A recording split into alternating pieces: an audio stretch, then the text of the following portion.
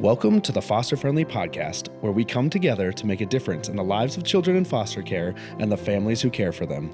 Foster Friendly communities are part of a nationwide movement by America's Kids Belong that helps people from all walks of life take action and help kids and families thrive.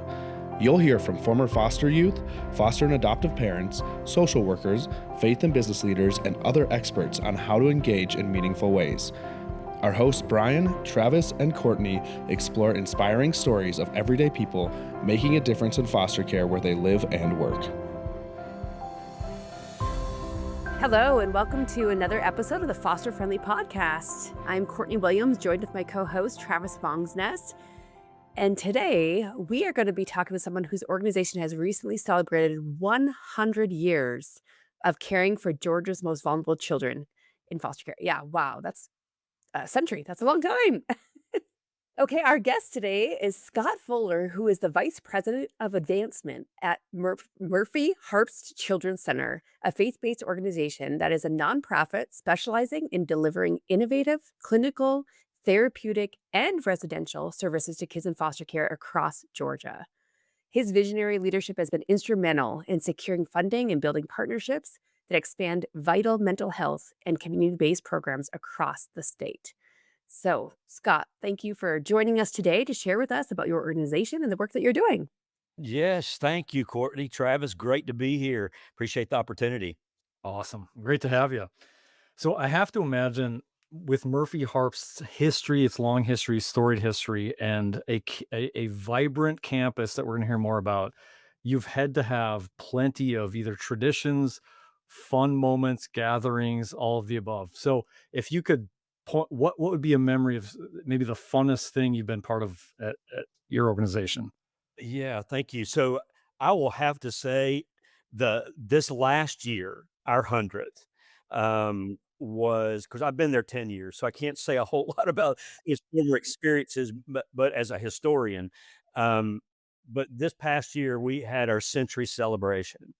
And it was an intimate crowd of 250 people from around the state of Georgia, from the Gold Dome in Atlanta to foster families, staff, churches, donors, volunteers, and our children. Um, and it was an exceptional night.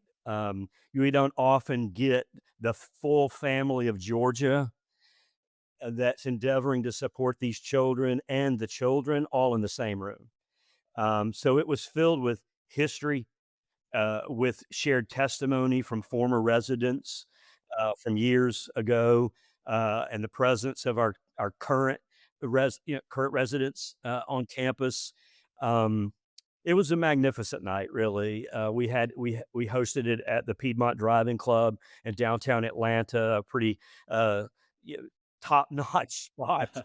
Um, but to see these youth and the people who are rallying around them, see them all in the same room, um, and those kids encouraged in that environment, that was really, really special. And of course, for what I do, seeing that moment across the past 100, knowing our founders and thinking about their sacrifices early, without this type of resource. And anyway, just it was very special to me personally, as a spokesman and advocate for the kids, and working with a lot of our partners. Wow. Bet a lot of emotions and Yeah, yeah, yeah. just a Highlight. lot to witness there. Yeah. All right. Well, thanks, Scott, for bringing us into just kind of that time of celebration. And like you said, looking back historically at all the amazing and beautiful work, your organization's been part of, and then to celebrate that with even some of the current residents and, just staff has got what was indeed a powerful time, it sounded like. So we would love to hear about your own personal kind of journey into this space. So where did your involvement with foster care begin? And then what led you to your role at the Children's Center? Yeah. Yeah, thank you. So my story really goes way back. As I look back across my life, my grandparents, my paternal grandparents, worked at Georgia Baptist Children's Home. So when I was in elementary school, they were serving in at a cottage as house parents for a group of boys. I didn't know a whole lot about it, had some interaction with the young men there, but just in the in that formative years of my life, my grandparents caring for children and my own conscience of being aware of their children who don't have parents, something happened. And so I was quickened by all that as a young boy, um, but didn't really think a whole lot of it, you know, because I was so young. But I from that point on through high school, conversion, I'm a Christian, and began to though I was going to go to law school, politics. That was kind of my career path. I ended up life situations ended up going into ministry with a desire to study the scriptures and so I was ordained minister at Presbyterian Church for many years, and had after organizing a church in the mountains of North Carolina. I was gifted a severance, a time for my family to kind of recover and figure out what's the next step. And during that period of time, sabbatical time, a friend and known I had spent some time right out of college working at a children's home. Um, up in Crossnor School for Children, for those who may be familiar. I worked there for a little bit. So when I came here, came down to Rome during that interim Sabbath time, I was looking to do something, and a friend introduced me to Murphy Harpst. And I thought, well, let me go get involved, do youth work, something easy in the interim before, you know, moving on to the next church or whatever. And because quite honestly, when I landed at Murphy Harpst, I landed to work in a cottage with the kids to do something kind of very low level. And Mhm. I did not realize the level of trauma, um, behavioral disorders, um, the trouble that so many children were faced with in the foster care Mhm. system. And I just entered into that world and was hijacked by the kids, I'll Mhm. say. Uh, my career path altered because of the realization of the hurt, and not only just seeing children who were languishing and hurting and just being burdened by that reality, but seeing a system itself buckling under the weight of Mhm. and underfunded. Um, I just began one month turned into a year, now 10 years, roll up my sleeves. How can I help push Mhm. this ball forward and bring resources and support for these youth? So, bookends, from a Mhm. childhood to a different time in ministry, the Lord and circumstances just moved me into this field. So I feel like I've really been hijacked in some ways um, by these kids. Yeah. And you said Great. 10 years now you've been there, is that right? And at 10 Murphy Harps for years? 10 years. Yeah, Okay. yeah, That's what you thought was a short little stint. yeah. I had a special moment too during that time. There are a lot of other stories, but my dad was in law school and I was in first, second, and third grade in Athens, Georgia. Go dogs! Uh, but um, But my best friend lived across the street. His dad was in law school with my dad. And so several years ago at Murphy Harps, I'm there. A new board member walks in. I get introduced to her, and it's just my best friend's mom. I hadn't seen her since I was in elementary school, so she's been our board chair for the past 6 years. So there's been these Mhm. special moments of the journey with the youth at Murphy Harps in my life that is just kinda held on to me and me holding on to that agency. Um, yeah, special place, really is. That's Cool. great. Let's dive into that a little bit more about the special place that it is.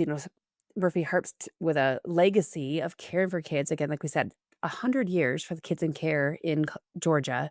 Tell us more about that, about how it's evolved over the years, and maybe specifically the innovative and therapeutic programming that you guys offer today. Wow, thank you. So, 100 years, so we carry the name of our founders, Murphy Harpst, Miss Sarah Murphy, and Ethel Harpst.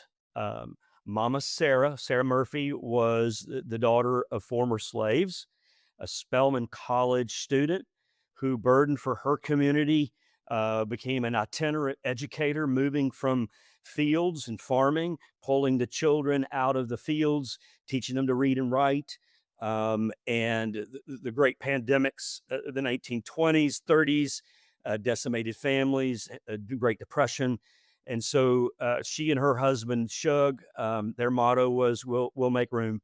And they brought children into their own home without a whole lot of resources available to them. They continued to take children and educate them and care for them, and began the Murphy Home, an orphanage, back in the 1930s. A lot of wonderful story about this woman and the sacrifices, the personal pain that she endured in the way of love to take in children.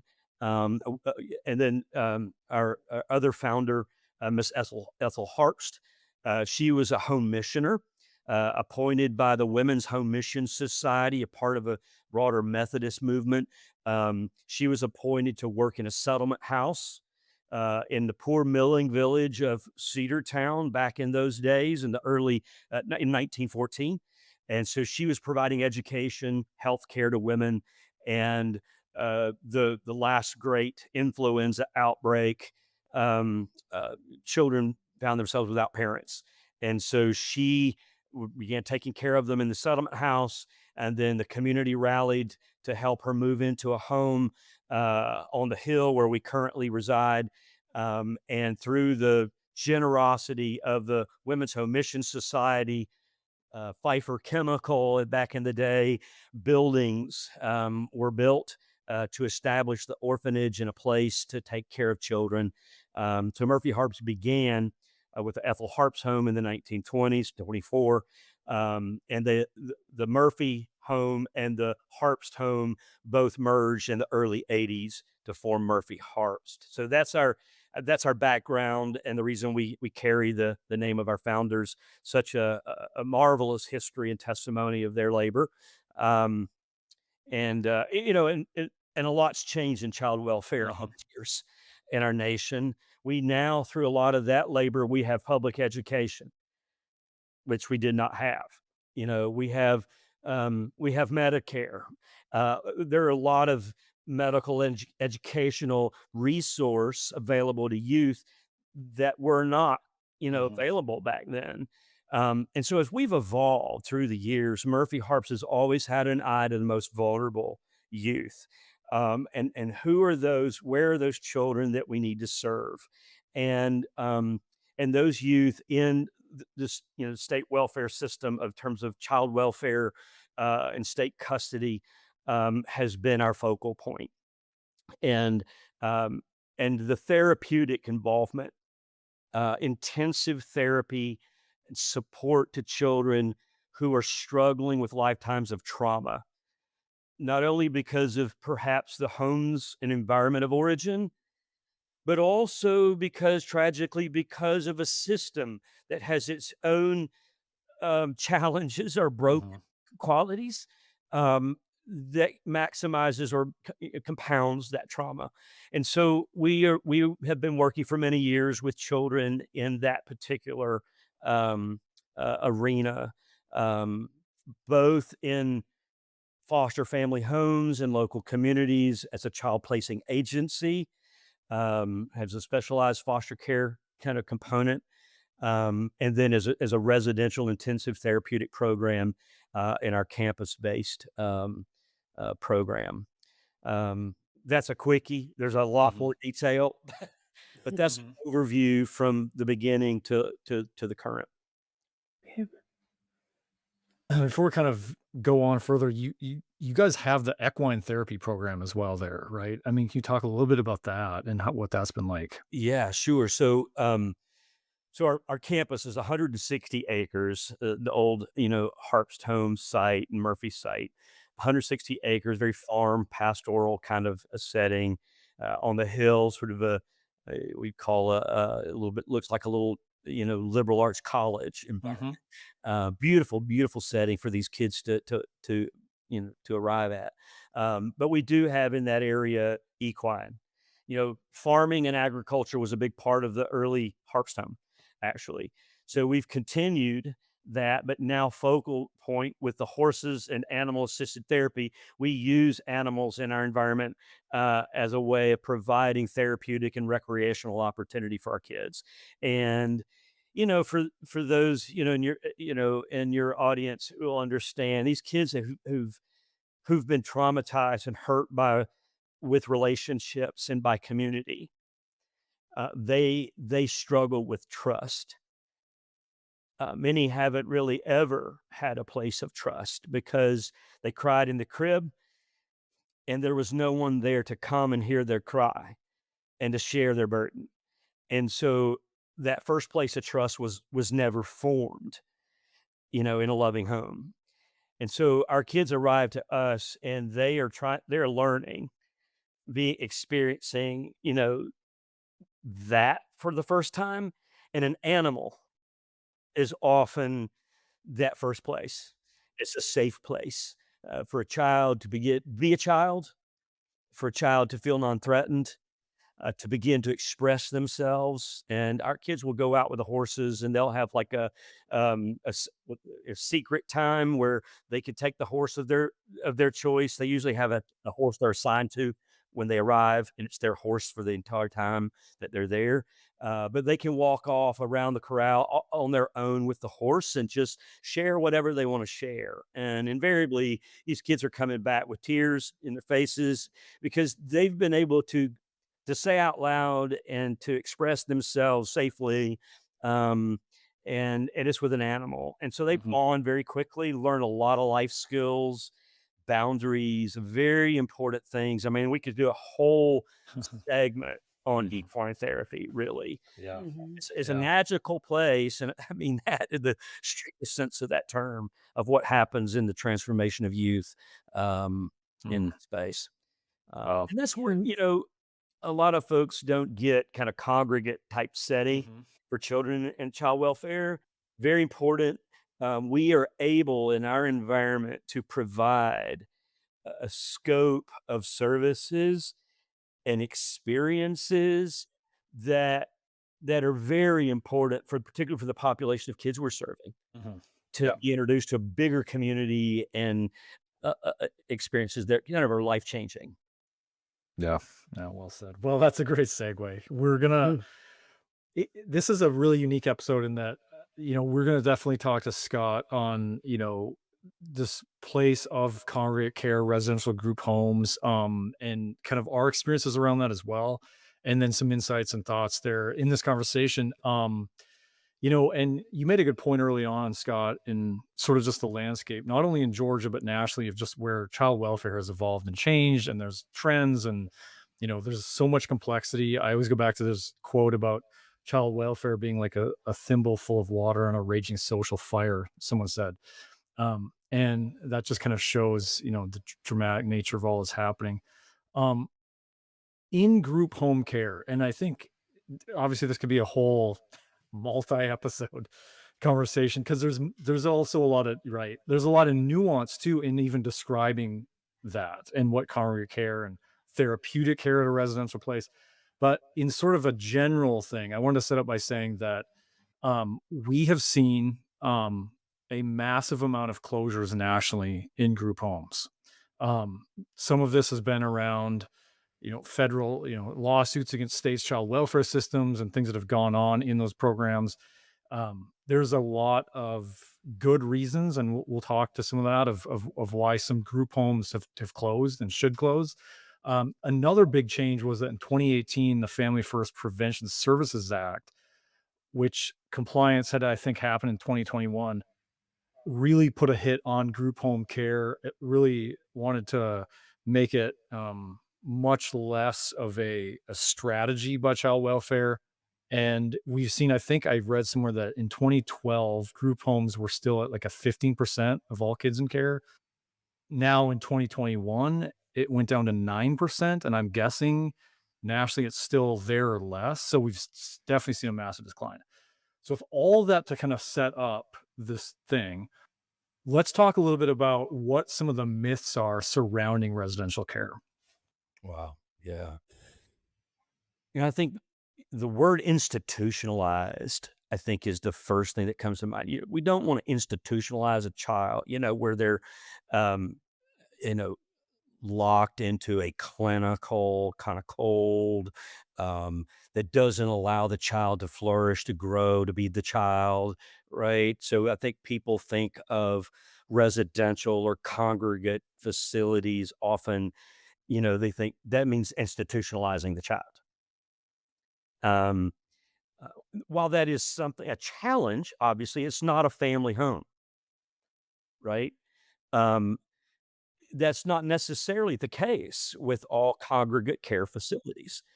Why our 160-acre campus, there's no, fences and walls, and it's not like it's an incarcerated state. And so there can be differences across the board of different residential, the personality and the life of that campus. I mean, we are every bit a campus. A lot of people think of college and have some good experiences with college campus, right? There are a lot of youth that go to, boarding schools that have wonderful experiences. So I think first thing is just the too much emphasis on the fear of institutionalizing drives people away from seeing the real essential um, elements of a good congregate setting that provides the kind of resources children need. Does that follow? So that'd be one thing I would say. Um, and that kids are just locked up and don't have anything to do. They just are restrained and can't go play, and under such a rigid situation that they don't have opportunity. Um, and that would be false, at least for Murphy Harps. You're very structured. The kids need it. So those are, I think some of the common things I'm hearing. Um, Yeah. I mean, will you add to that, Courtney? Any myths that maybe that Yes. were dispelled for you when you kind of dealt with? Yeah, I've had both good experiences and bad experiences, to be honest. In the state of Colorado, they've really buckled down and they have set some very, very strict rules on group home settings. And a lot of them had to get shut down because they just couldn't follow those rules. And the rules are more like the things you're talking about. Like, we are not going to have more, I can't tell you the exact numbers, but so many kids in a room. Like, you think Right. of the old orphanage setting, Yeah. which again, like you said, that's the founding, but that's what we had back then. That's what we knew. We didn't have the resources and stuff we have now. Now we see that that's not the best care for kids, right? So in these group homes, how can we make them to be more of a home setting, a home feel? And that's really what Colorado has done is they had said, we need these homes to be that home feeling where they feel like they are part of a home. They're part of a family unit. They are not just in this institutionalized area where, the pictures that we put in our minds. And like you said, when we think of institutionalized care, that's what we think about. And that's what we're trying to get away from. My own daughter, she was placed in care, this was over 10 years ago now in a home. She was 8 years old and placed with girls that were much older than she was, many of them in a room, and learned of things, saw things, experienced things that she will say that traumatized her even more as an 8-year-old in care that she should not have experienced. right. So there are some realities to having a lot of kids living together if it's not done well. Yeah, and I think that's where learning more about, what's wrong, what's not working in congregate world, and putting those regulations to help make it better, to put limits, like age limit. That's a big deal. There's a huge difference in age and in life experience, and um, you know, there's the benefit of being able what knowledge we have, Mhm. mental health, behavioral, you know, years of kind of congregate, kind of institutional kind of setting. But, the challenge is to create the policy in a way that does not hinder from doing it right. Right. doing it well. And I think what's lost, at least in my experience, what I'm seeing the challenges at our current moment with all the closures is, and I'm grateful for the support that we have around the state, that we've been able to pivot, to innovate, to adapt. But Mhm. having that setting answers the behavioral emotional needs of kids in a way that a foster family and some environments just don't have the capacity to provide. I mean, we can take those teenagers early on, and in an ordered environment, we can create community right away. These kids, they need community. They're going to age out soon and go back to community. And so they're having a sense of already having to adjust Mhm. to a community, Yeah. and a lot of family, and we pride ourselves in being a much of a family environment, and work together as a team across the board. And so our kids get to know a lot of the adults, and they're part of the whole environment of care on our campus. And they're able to go get the recreation. They can have the one-on-one therapy, group therapy, equine therapy. Yeah. I mean, this really hits close to home to me, like in my story of residential group care. My wife and I have adopted, and we were short-term licensed foster parents before adoption. But before that, we were at a group home, Thornwell Home for Children in South Carolina. And so a lot of what you're talking about, Scott, brings me right back to that. This thing came up post Civil War, I think 1875. So some of the first, what they would have called orphans, were kids from the Civil War. And I want to say it's like 400-acre campus, massive. When you described like a college campus, that's what I thought it was when we drove into town from St. Louis to go there. I thought it was a college, and the college is next door, PC, Presbyterian College. But I think what's important in this conversation, and you did a great job, Scott, of kind of, and Courtney as well. Of course, what I think we're trying to do here is to showcase too that it's all about. I mean, everyone is different, and it's hard to like every kid has different needs, but also every children's home or foster home is incredibly different. So to lump them all into sort of this is the generality, and I can speak to this just in an interview. When we came down to Thornwell to interview, we were at children's home in North Carolina that popped up in the process. And I think the interview lasted like 30 minutes and we had the job as a couple. At Thornwell, it was a 10-hour interview. And their role and goal in the interview was to weed you out. Yeah. And they even involved the kids, high school kids that had been there, to actually interview some of the potential parents coming in and weed them out. Almost like to ask them, hey, if you're not going to be here with us, we don't really want you here. Like, and in this way of protecting them. So, all that to say, like, what I had seen was, again, in the model that we came from, was it was this family teaching model where it was couples. So, it very much simulated having true, foster parents. They just rotate with another set of couples. It was family centric, family feel. The kids had allowance. We had Disney trips, major sponsors, therapy on campus, all kinds of built in community and activities, to the point where if you were, especially, I would say, an older teenager in care, where you said, Scott, so well, of like they're about to navigate out anyway. I mean, so community is vital at this point.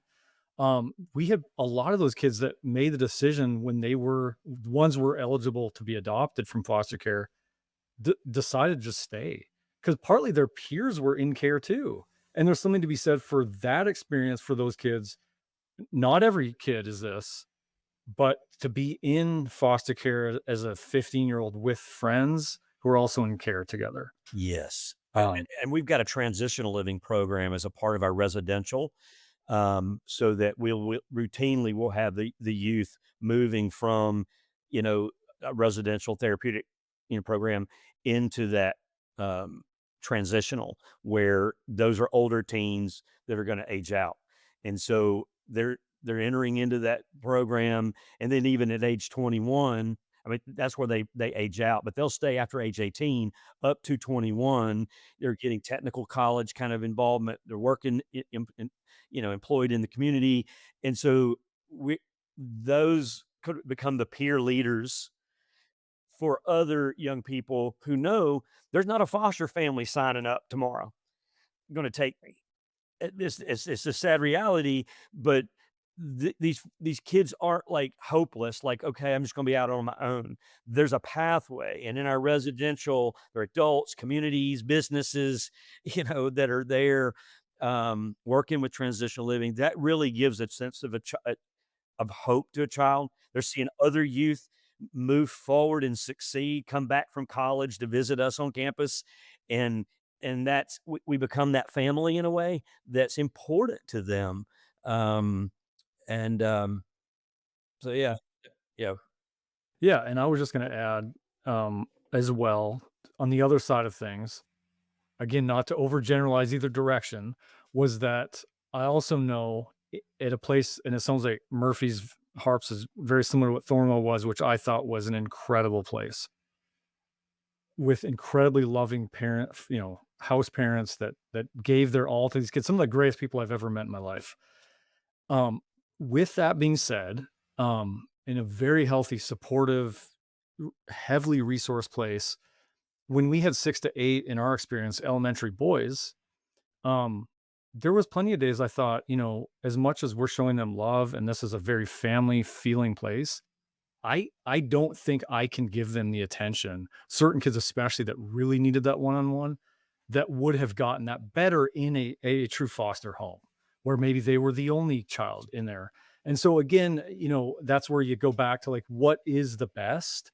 yeah, Man, it's tough because in those cases, I would say that's where the group home even a great one yeah. underperformed. And It wasn't built for that. that's where we're endeavoring to provide the array of services at Murphy Harpst that will meet those needs, because every child's going to be different. We do want, I mean, ideally, the goal to have that child in a family home, in a local community, growing and flourishing there through life for the longevity, adopted, you know, that's ideal. That's what we aim for. But not every child, until every church or till every community starts lining up begging to take on these children. The reality is they're kids with behavioral, emotional issues, with really challenges that need support. And so we create that residential intensive care with therapy environment, transitional living, because they're going to age out, um, and foster family recruitment and the extra training and support those families need with our consultants, because they're going to have challenging situations as fosterers. We don't want them to be in that situation where they're burdened with the thing they never wanted to do, and that is to give this child back to state custody because they cannot help this foster child. That that just that brings those numbers of recruitment down, right? So we provide that service, and then with the Evolve initiative, which is a real new approach to child welfare, and services.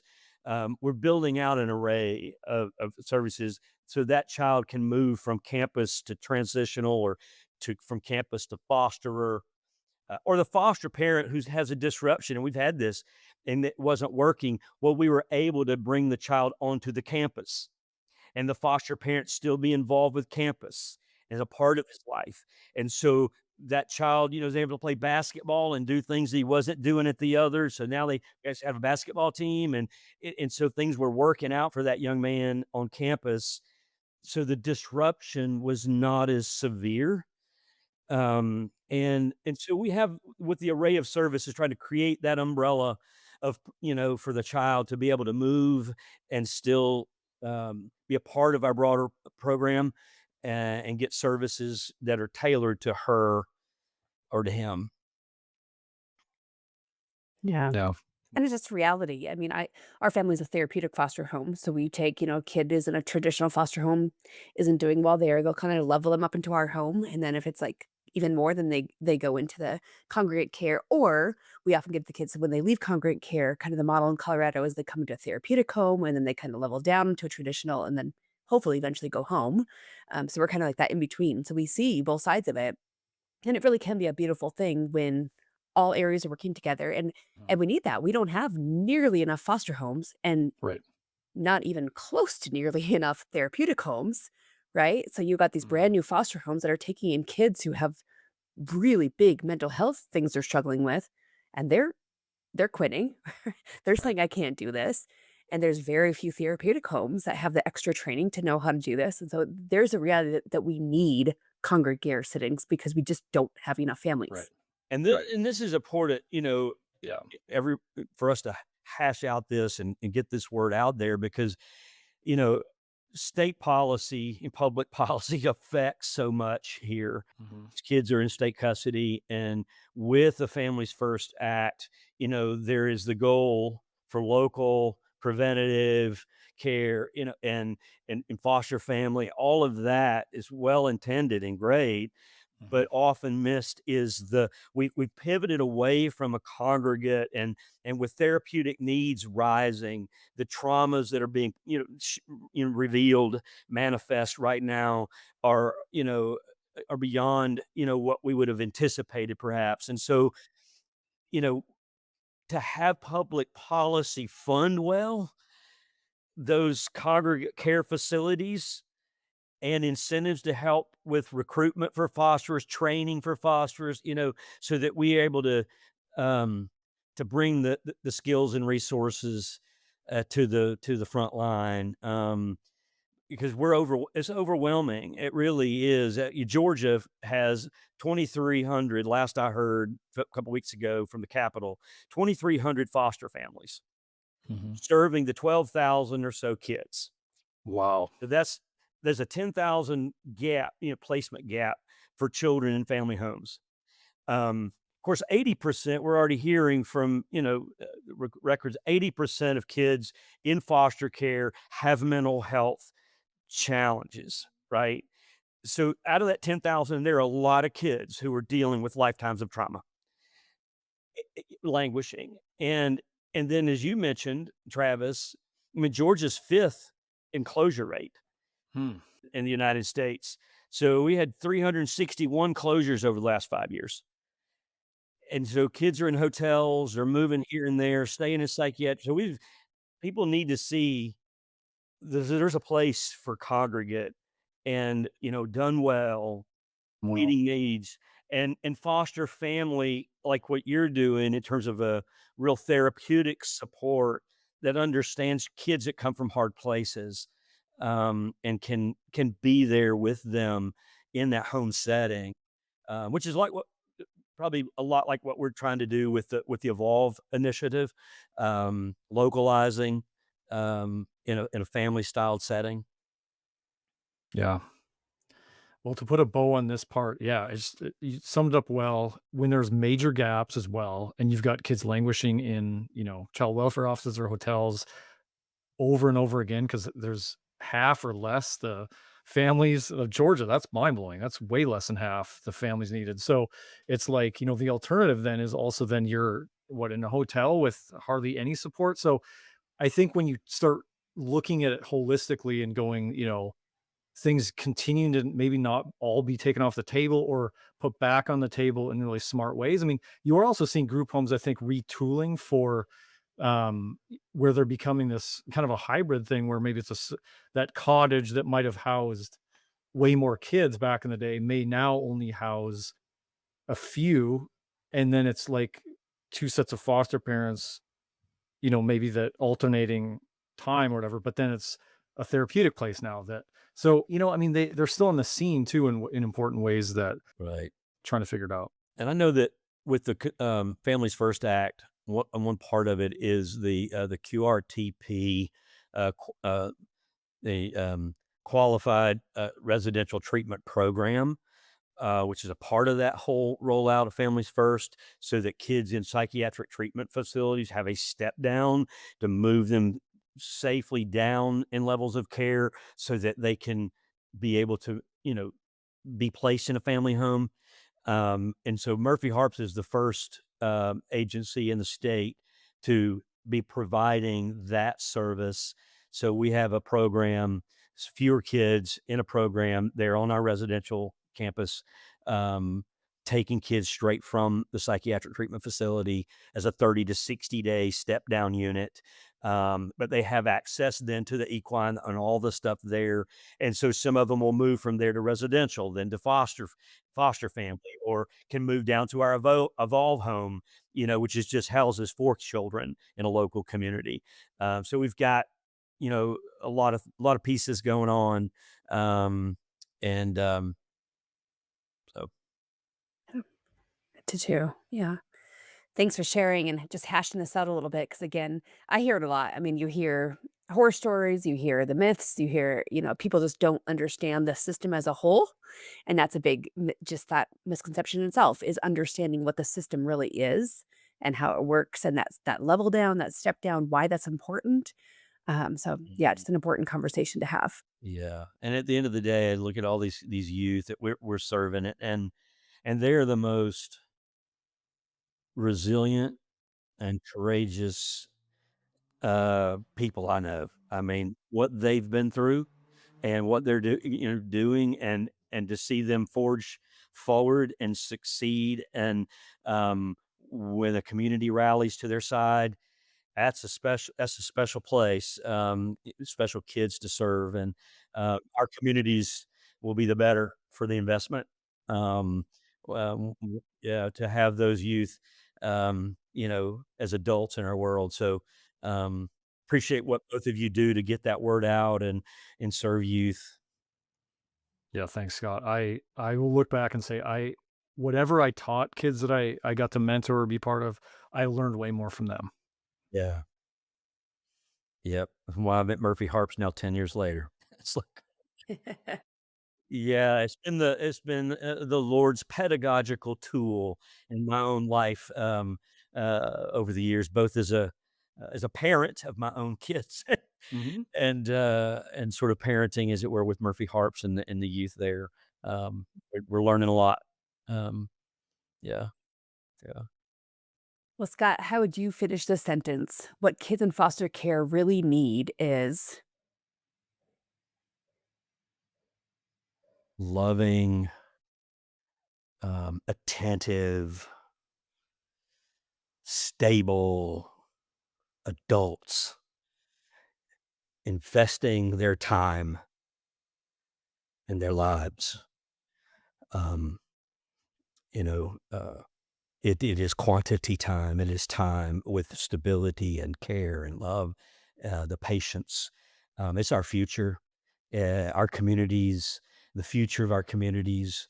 I think will be the more beautiful for the labor to raise up children, and these are wonderful children. And I just, uh, yeah, we need those adults with big hearts and give their time and not be so concerned for their career and their ambition, because in a- you know we live in a very wealthy, a resourceful world at this hour, and that there are children languishing for an adult and for the time that adult to be in their life. And that's just not it's for every parent with the child, but it's for the communities of Georgia, Colorado, South Carolina, wherever we are, for kids in our counties that don't have those adults, that were hurt by those adults. They need to be embraced, and we need to give them time. We need to give them the time and the attention, because they're the future, and the future of a beautiful community. So that's what I'd say. And I'd love to talk to anybody just entertaining the idea in Georgia Mm, about how can I get involved? Should I get involved? Can I be a foster parent? Can I, what would it look like just to kind of volunteer? I would love to talk with them. We're here to help prepare, you know, uh, other adults to be there for these kids. mm. So speak a little more into that. If somebody was interested in saying, "Hey, I want to do something. I'm hearing this. I want to do something." How can Georgia folks learn more about you and resources or ways to get involved? Thank you. So Murphy Harpst, MURPHYHARPST.org. Our website's a great resource of history, what we're doing, and a way to get in touch with us. Um, I would love for those who are nearby in Georgia, want a chance to volunteer to see what residential communities like, to do some volunteer work. We've got a ton of opportunities on our campus, and foster families that could use support in local communities. So reach out to us. We'd love to get you volunteering, and would always, as you know, the resource of heart and of folks to provide the funding. We don't do this alone. With the state funding, we do this with the partnerships of donors who care. Not everybody can be a fosterer. We all don't do the same thing, but we all can do something. And there are people who are great champions and advocates with their donation and their commitment with us month to month. So if there are any folks want to just get to know a little bit more about Murphy Harpst and what we're doing and get involved in foster care world in Georgia, I would love to speak with them. And for those of you that are listening, there are homes like this across the nation in pretty much every single state. So, and again, a lot of reform's been done. Most of them probably this day and age are great homes, very similar, probably similar mindsets and similar setups. So I encourage you, like if you're not in Georgia, I'm not in Georgia, go check out Mhm. or reach out to somebody that would know where you can get involved in your own state as well. We'll have a link to Murphy Harpst in the show notes. So, yep, send people and they don't have to. What was the spelling on that again? We can check that out. So, yeah. Can spell it easier than I can say it. Me too, obviously. Scott, thanks for joining us today. We appreciate this conversation, appreciate what you're doing, and keep making a difference for those kids because they matter. Yeah, thank you. Appreciate your giving me the opportunity to join you today, and the fraternity of care for kids. Appreciate it. Inspired by your words, Scott. Thank you. Thank you. We hope you enjoyed today's episode. If so, will you help us reach more people by subscribing, sharing the podcast with a friend, and leaving a 5-star review? If you've been inspired by what you've heard today and want to learn more of how you can make a difference for kids in foster care and the foster families where you live, visit americaskidsbelong.org. We depend on individual donors to fund our work. We'd be grateful if you would consider joining us as a monthly donor. Visit americaskidsbelong.org to make your tax-deductible donation. Thank you. Together, we can ensure a family for every child in foster care and a foster-friendly community to ensure every foster family feels loved and supported.